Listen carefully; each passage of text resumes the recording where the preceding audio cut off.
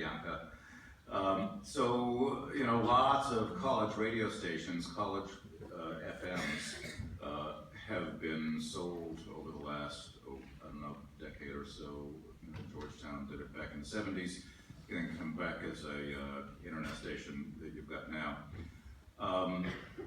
Tell us a bit about the organization there. How many students, not so much in terms of listenership, but you know, how many students are touching this? I'm trying to get a sense of the impact of WGTV on the community here. Yeah, so first of all, I really want to thank the FMC for inviting me to be here. It's truly an honor to be sitting in a panel with all of you. I've been coming to FMC, it's really an honor to be sitting here. But Georgetown Radio is really interesting, and a lot of people in this room probably know the history of Georgetown Radio.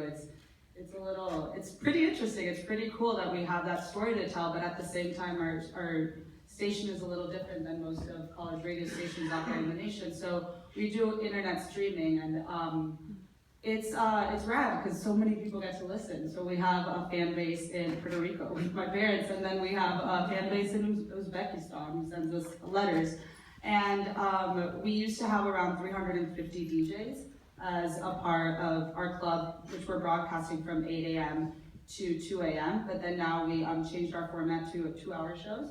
So now we have 150 DJs in our club. And apart from broadcasting games that are going on at Georgetown, soccer games, basketball games, it's really a way for the Georgetown community to be united through music, really, and through stories and through news. And so we not only pride ourselves in our radio station, but also our blog called The Rotation, where we really also allow for that outlet for students to grow professionally in music journalism and really provide for an outlet for music discovery as well. So how do you measure success?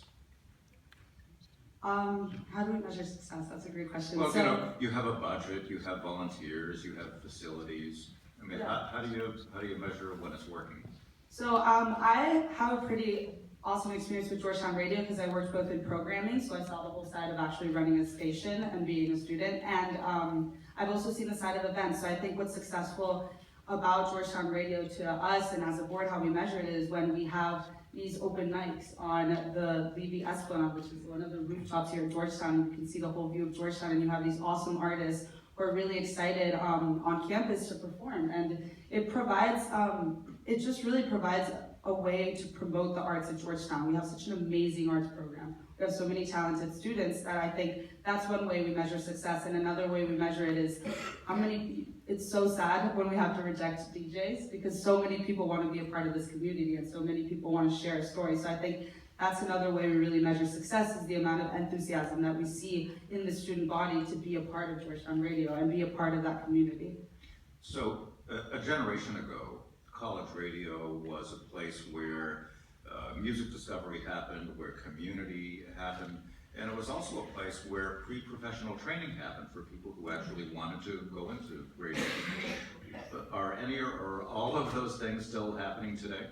Yeah, I think something really interesting is when I talk to some of the alums of Georgetown Radio and even my dad when he was in college, Georgetown Radio used to be, not just Georgetown Radio, I'm sorry, college radio used to be a place where you would tune in to find out about obscure genres and the new rock songs and punk songs that wouldn't be played in commercial radio and traditional radio. So I think something really interesting about how that, and then what you were saying, a lot of professional development, a lot of people wanted to start working for NPR and working for these amazing radio stations. But then I think today what happens is that a lot of people are more inspired by music journalism and a lot of writing, and I think Georgetown Radio and a lot of college radio stations have that presence online through blogs and through writing, and I also see it through the discovery side is what's sad about college radio. So when I read these articles that college radio is dying, it's mostly because of that, because who wants to tune in and listen to a bunch of students play their taste of music when you can go on